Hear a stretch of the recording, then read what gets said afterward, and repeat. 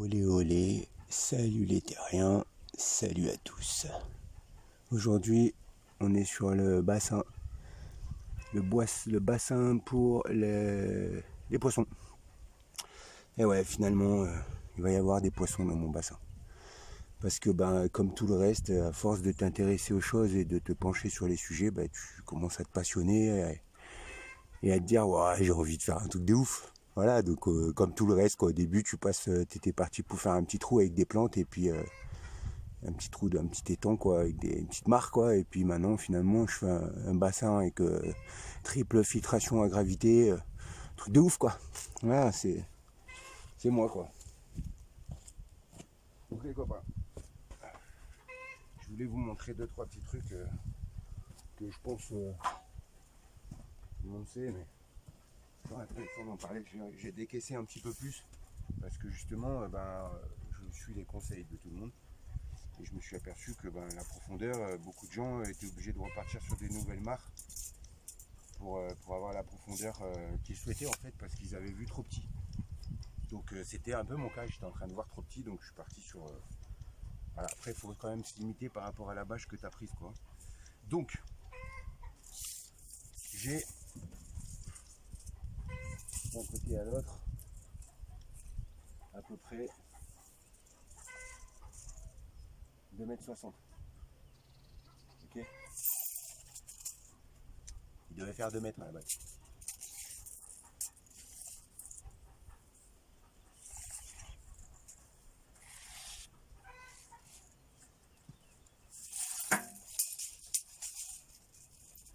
Et on a 4 mètres en tout de longueur. Donc il devait faire 2 sur 4, il fait 2,60 sur 4 plus, parce que là-bas je vous montre pas, mais je suis en train de faire une extension. Ici on a un bac à filtration pouzzolane, donc un filtre à plante quoi. Pourquoi je mets ce filtre à plante? C'est parce que j'ai une phytoépuration en amont, donc phytoépuration qui va s'écouler dans mon bassin. Donc une dernière petite filtration en plâtre, en pouzzolane, d'à peu près 0,8 m3, donc un tout petit peu moins d'1 m3, avec 40 cm de pouzzolane de la plante, 40 cm de fond, 30 cm de pouzzolane, parce que je fais un peu d'eau apparente. Et voilà, donc la plante, et là il va y avoir une espèce de petite cascade. Il y en aura une aussi en amont, puisque la pompe va filtrer, va me faire... Non, mais, ok, je parle doucement. Okay. Si je parle trop doucement, on ne m'entend pas. Et si je parle trop fort, c'est vous qui gueulez. 2 minutes quand même. Bon, je bosse à côté des oies, alors bon, on communique un peu quoi. Donc là, ce que je vais faire, c'est que je vais monter en partant tout simplement une cloison de séparation avec tout simplement une petite cuvette ici qui va faire que ça va faire une cascade. Je vais monter en partant tout autour pour faire ma délimitation. Et ici, au bout, il va y avoir un trop-plein qui va se déverser dans un prochain bassin qui, lui, sera pour les oies, justement. Une petite mare à canard, quoi. Ici, il y aura ma filtration. On est donc, c'est ça que je voulais vous dire, voilà, on est à 70 ici. On a à peu près, on est à 1 mètre, voilà, c'est ça. Là, il y a 30. Ouais. Il y a 1 mètre de fond. Voilà. Le point là, et ici, là, je suis un petit peu plus profond. Ouais, non, à 5 cm, 1 mètre, 1,05 m quoi, au maximum de profondeur. Voilà. Il va faire 4 mètres cubes, 3,8, 4 mètres. Il faut compter les recoins, les machins, les escaliers. Donc bon. Voilà, filtration. Donc peut-être que je rajouterai une filtration biologique après, quoi, mais pour l'instant, ça va être juste une pompe qui va me ramener dans la cascade qui, elle, va se déverser là-dessus. Si je veux, je peux rajouter un filtre maison, un filtre biologique maison, quoi, on va dire, avec un petit cuve de 200 litres en amont qui me ferait une filtration nettoyable que je peux entretenir, quoi, parce que ma filtration en plante, tu l'entretiens rarement, quoi. Donc voilà, on verra, je vais m'adapter au fur et à mesure. En tout cas, cascade, filtre à plante, bassin pour les poissons et débordement pour la mare à canard, et la mare à canard débordement pour mon verger, ainsi que les eaux de pluie. Ça c'est le tuyau des eaux de pluie. Là j'ai un bouchon. Je ne l'ouvre pas parce que les condensations des toits, ben là il y a de l'eau dedans. Tu vois. Mais si j'ouvre, clac, je peux avoir la récupération des eaux des toitures. Si j'en veux pas, elle continue puisqu'il y a un Y et elle trace tout droit, toujours dans le verger. Donc on est un max sur la récupération des eaux de pluie. Et aussi de mes eaux d'utilisation puisque j'ai un verger avec une vingtaine de pêchers, une quarantaine de vignes, etc. qui vont récupérer toutes ces eaux-là. Voilà les copains, c'est parti, je vais aller faire le ciment, je vais monter tout ça et peut-être que je ferai une petite prise d'écran vite fait pour vous montrer le résultat du travail de la journée. Voilà, donc ah oui non, je voulais parler d'un petit truc important, c'est un peu pour ça que je voulais dire, c'est surtout avant, en même temps je me suis dit ça va me forcer à le faire parce que ça fait un moment que je dis que je vais le faire et je le fais pas. Tu prends une ficelle pour connaître exactement la largeur nécessaire de ta bâche. Alors moi je l'ai la bâche donc je vais pas changer. J'ai fait en fonction de ma bâche justement. Et j'espère que je ne me suis pas trompé. Donc, tu prends ta ficelle, tu la fais passer. Sur la longueur, je suis sûr d'être bon. Donc je vérifie la largeur. Donc tout simplement, je prends ma ficelle, ma bâche, il va falloir qu'elle passe ici. Elle va monter sur les briques ici et elle va aller là, puisque là j'ai les parpaings. Donc là, je ne peux pas vraiment calculer. Il faudrait que je mette un parpaing pour vraiment calculer bien. Mais bon, si je le fais ça ou que je fasse ça, tu captes bien que ça ne change pas sur ma ficelle. Ok, ça change que dalle. Donc je vais voilà, faire descendre ma ficelle comme ça, tac. Prendre les angles hein, surtout, c'est ça qui est important, il faut pouvoir calculer ça. Voilà, bon grossièrement, hein, hop.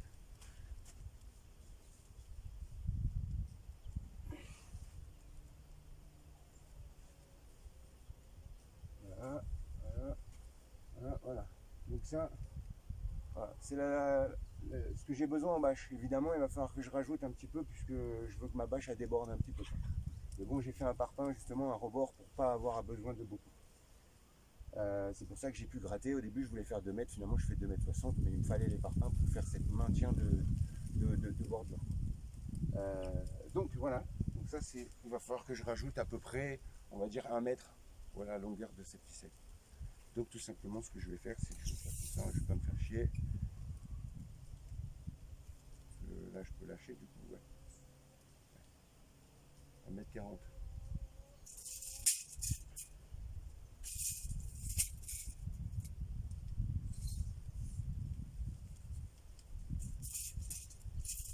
« 1,40 m et 2 m et 1,30 m. 1,40 m, ça fait 2,70. 2,70 plus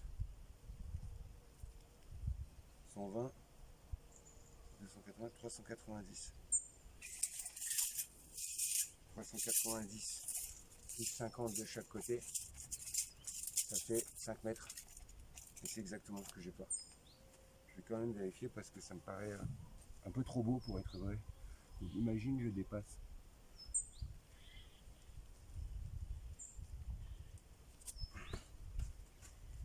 Tu me dirais, là, je pourrais couper la vidéo à ce moment-là, tu vois. Et j'ai la flemme. Alors, tu vas venir jusqu'au bout avec moi. T'as qu'à couper maintenant, t'as qu'à t'en aller.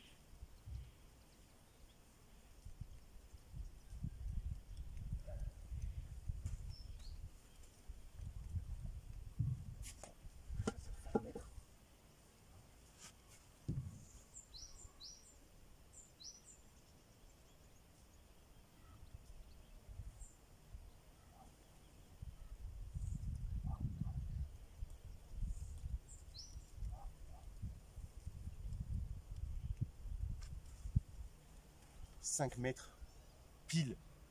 Ma bâche fait 5,02. Quand t'es bon, t'es bon. Voilà. Je sais pas pourquoi t'es encore là, je t'avais dit de t'en aller d'ailleurs. Allez. Tu coupes là. Tu peux t'abonner avant de partir, mais tu coupes. Ah, tu veux voir la fin de la vidéo en fait. T'as vu que c'était pas fini en fait. Il y a une suite. Mais coupe parce que la suite c'est. T'as qu'à avancer. Bon, allez, je déconne. À tout à l'heure. Voilà, petite suite de cette vidéo.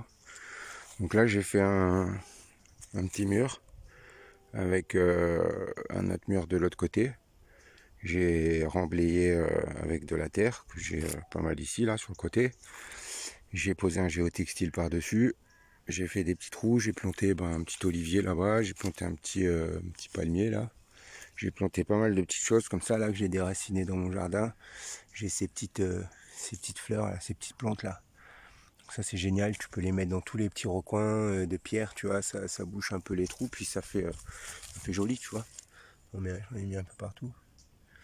Voilà, donc ça c'est pour le petit monticule que j'ai fait.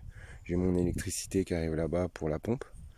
J'ai monté des petits murs là sur les côtés en parpaing pour ma future cascade. Alors au milieu ça va être coulé en béton avec une grille, enfin un petit treillis, et je vais faire tout en béton, et après je mettrai la bâche par dessus et je camouflerai avec les pierres et tout ça. Je cimenterai sûrement au niveau de la cascade. Ici ça c'est mes eaux de pluie qui arrivent. Donc ça va être couvert par la cascade, ça sera caché sous la cascade en fait. Donc ça c'est cool, la cascade elle va cacher ce truc là et moi je pourrais venir sous la cascade, venir enlever ça. Le tuyau de phytoépuration, ici je vais faire un regard avec un départ vers le bassin et un départ vers un drain. Donc ça il faut que je pose ce petit regard ici qui sera camouflé aussi par des pierres, puisque tout ça je vais l'assembler en pierre.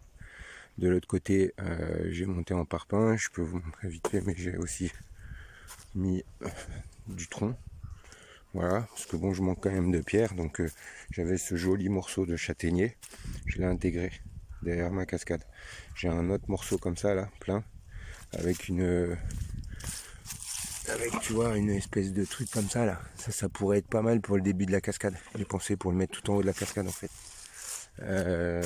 Qu'est-ce que j'ai? J'ai ramassé, alors voilà, ça c'est des carrés d'herbe, tu vois, quand je fais autour du bassin là pour poser mes pierres, j'ai tout simplement avec la bêche, tac clac, et du coup tu peux reposer des carrés comme ça. Ouais, ça fait sympa, tu vois. J'ai planté 2-3 petits trucs. Et j'ai récupéré pas mal de pierres encore. Voilà, dans mon jardin, j'ai récupéré tout ce qui me reste, quasiment. Donc voilà. Ensuite, le lagounage c'est fait. Voilà, ça va être le lagounage donc de à peu près 1 mètre cube, puisqu'il fait 40 cm de fond sur 2 mètres sur 4 sur 1 mètre. La petite cascade ici. Et le bassin donc sur 2 étages, puisqu'il y a un petit palier là, tu vois, pour planter les plantes tout autour, un petit escalier. Il y a une pente. Du coup, le fond le plus profond, il est là, 1,10 m, et là, il y a 1 mètre. Donc, 1 mètre, 1,10 m, puisque je vais mettre une pierre au fond et mettre ma pompe sur à peu près 10-20 cm surélevé par rapport au fond. Et elle va pomper ici, elle va remonter vers la cascade. Et là, il y a un trop-plein. Le trop-plein va dégager vers la mare oiseau. Voilà les amis, je vous dis à plus. Là maintenant je vais poser le géotextile, la bâche et les pouzzolanes, quelques pierres, et on va commencer à remplir.